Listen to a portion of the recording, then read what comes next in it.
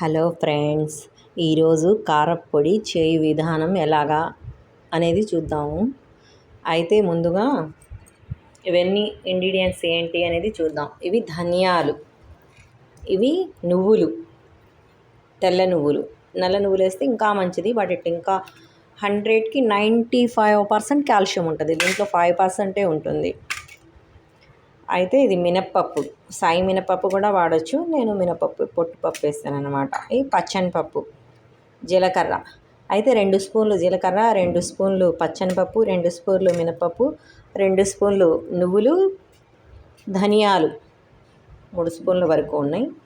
ఈ కరివేపాకు కడిగి ఆరబెట్టి పెట్టినవి ఒక బాగా గుప్పెడు, ఇవ్వండి 5 ఏళ్ళకి వచ్చి. ఎండిమిరపకాయలు ఒక 100 ml ఉంటాయి. ఎండబెట్టి బాగా తుడిచి తొడియాలు తీసేసాను. సాల్ట్, చిన్నులపాయలు 2 పాయలు, తర్వాత చింతపండు ఒక చిన్న నిమ్మకాయ అంత సైజు సరిపోతుంది. ఎందుకంటే మనం ఎక్కువగా మిరపకాయలని తక్కువ వేసాము, మిగతా ఇంగ్రీడియంట్స్ అనేవి మరిన్ని వేసాం కాబట్టి ఇంతవరకు దీంట్లో వేసేయి. అయితే వీటన్నిటికీ ఒక్కొక్కటిగా వేయించుకోవాలి.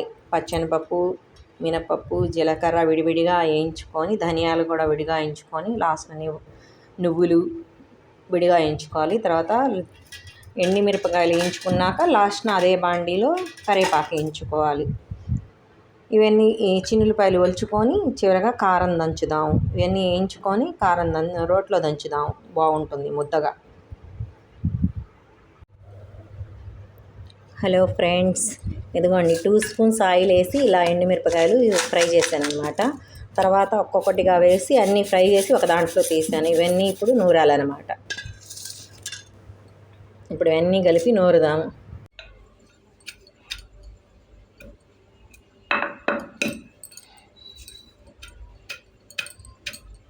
ఫ్రెండ్స్, అన్నీ నూరుదాం ఇప్పుడు అంతా. ఇప్పుడు దీంట్లో అన్నీ నూరినాక ఎండుమిరపకాయలు వేద్దాం.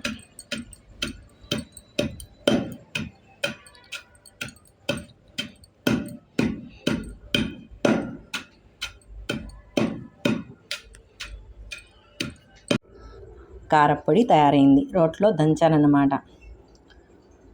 కారప్పొడి అంటారో మార్చిన కారం అంటారో చెప్తారు తెలుగులో, ఏదన్నా కానీ నేనైతే కారప్పొడి రెడీ చేశాను. చూస్తుంటూనే నోరు ఊరిపోతుంది. నూరుతా కొంచెం లాస్ట్ కొంచెం నోట్లో వేసుకుంటే బాగుంది. పుల్ల పుల్లగా ఉప్పగా కారం కారంగా అన్ని దినుసుల టేస్ట్ తగులుతా. శనగపప్పు, పచ్చనిపప్పు, మినపప్పు, జీరా, నువ్వులు, కరివేపాకు, ధనియాలు ఇవన్నీ వేసాం కదా, బాగా టేస్టీగా ఉందండి. టేస్టీగా ఉంది. వేడి అన్నంలో కొంచెం నెయ్యి వేసుకొని ఈ కారప్పొడి వేసుకొని తింటే సూపర్గా ఉంటుంది. ఇడ్లీలో నెయ్యి వేసుకొని కారప్పొడి నంచుకున్నా బాగుంటుంది. అలాగే దోశలో కూడా పైన కారం చల్లుకొని తిన్నా సూపర్గా ఉంటుంది ఈ కారప్పొడి. థ్యాంక్స్ అండి. అందరికీ మా ఓహో ఛానల్కి లైక్ చేయండి, షేర్ చేయండి, సబ్స్క్రైబ్ చేయండి. Thank you.